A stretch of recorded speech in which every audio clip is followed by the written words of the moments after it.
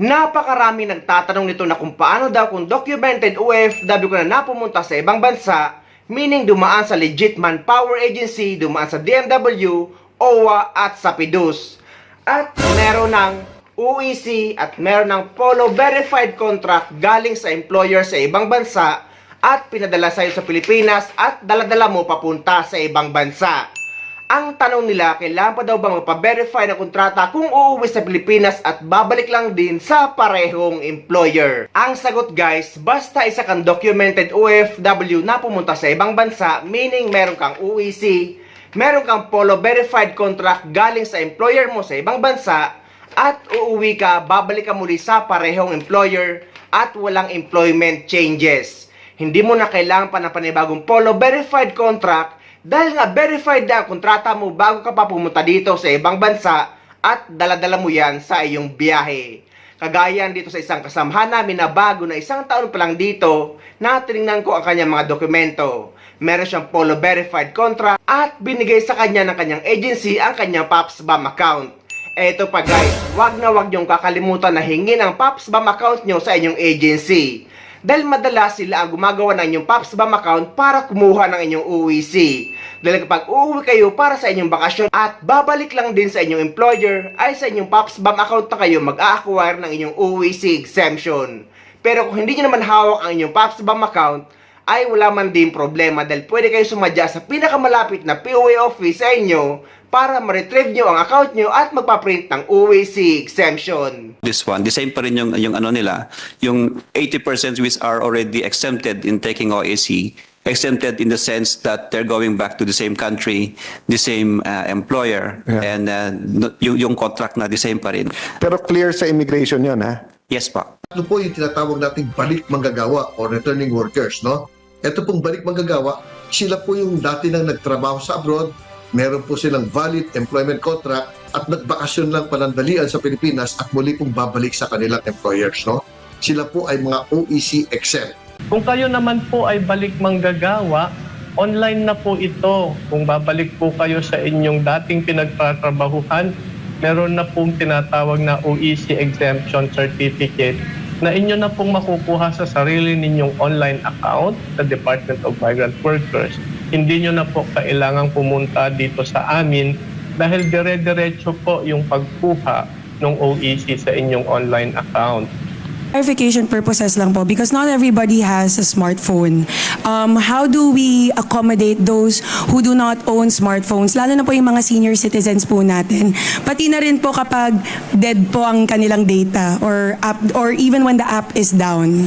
Sa DMW naman, sanay kami mag-handhold with our public, with our clients. So, kung halimbawa hindi adept at a smartphone, unang-una, nabagi ko nga kanina, pwede pa rin yung internet-based systems that preceded the smartphone app, no? Which means, kung halimbawa, sa isang computer monitor at home or wherever else, pwedeng gamitin yon. Hindi naman kailangan smartphone app lamang. Hindi rin namin inaalis yung face-to-face transactions. Ang kaigihiran digitalized transactions, it eases the traffic in our offices, in our overseas, regional, and central offices. So, kung na-ease na yan, marami ng, kasi karamihan naman talaga will go through the smartphone and internet-based systems. So that means, pwede na si senior citizen OFW, mas komportable na ang aming facilities, yung face-to-face transactions or assistance that we could provide. So nandun pa rin naman, may mga kiosks tayong nakahanda, may mga proper signages, sabihin halimbawa assistance with respect to the OFW pass or securing exit clearances o anumang service ng DMW. Nandun yung mga tao natin whether overseas or here, central office or regional office para tumulong.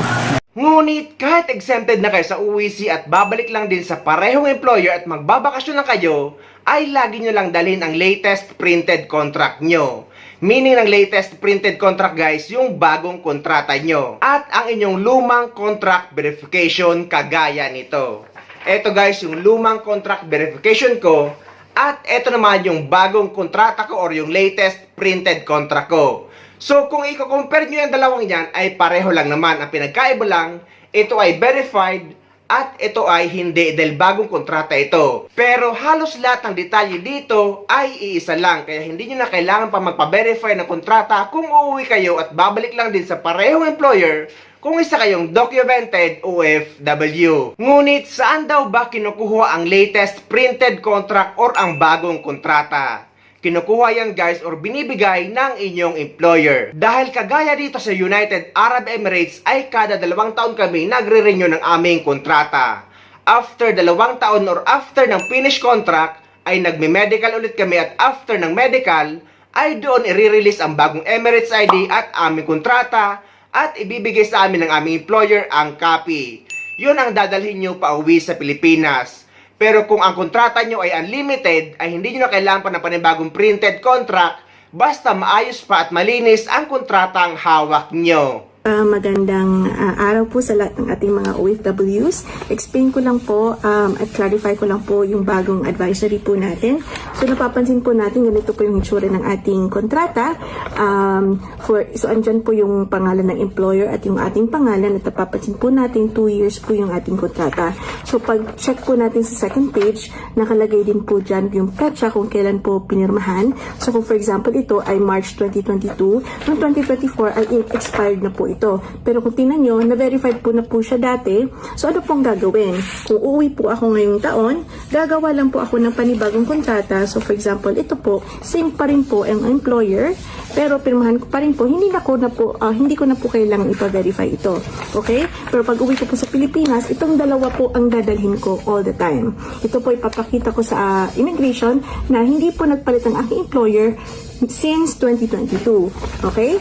And then, para naman po sa mga workers na open contract or walang duration ng kanilang contract or indefinite, hindi na po kailangan mag-issue ng bagong kontrata. Yun na po. Salamat. Ngunit para sa mga OFW na paulit-ulit na natin sinasabi, ngunit marami pa rin nagtatanong at nalilito na kapag may employment changes, for example, lumipat ng kumpanya or nag-change employer, nag-change job site, nag-change company name kahit pareho pa rin ang owner, nag-change position, at nag-change ng marital status na babae na napalitan ang apelyido sa visa, passport at kontrata, at yung mga OFW na galing sa visit visa na nag-employment visa sa ibang bansa.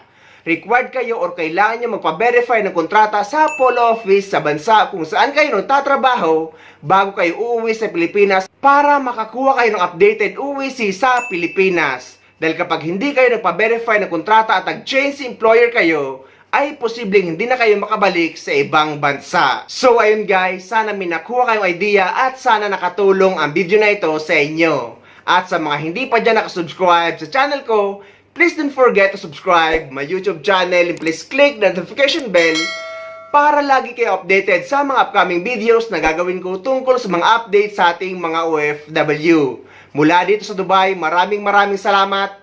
See you next time.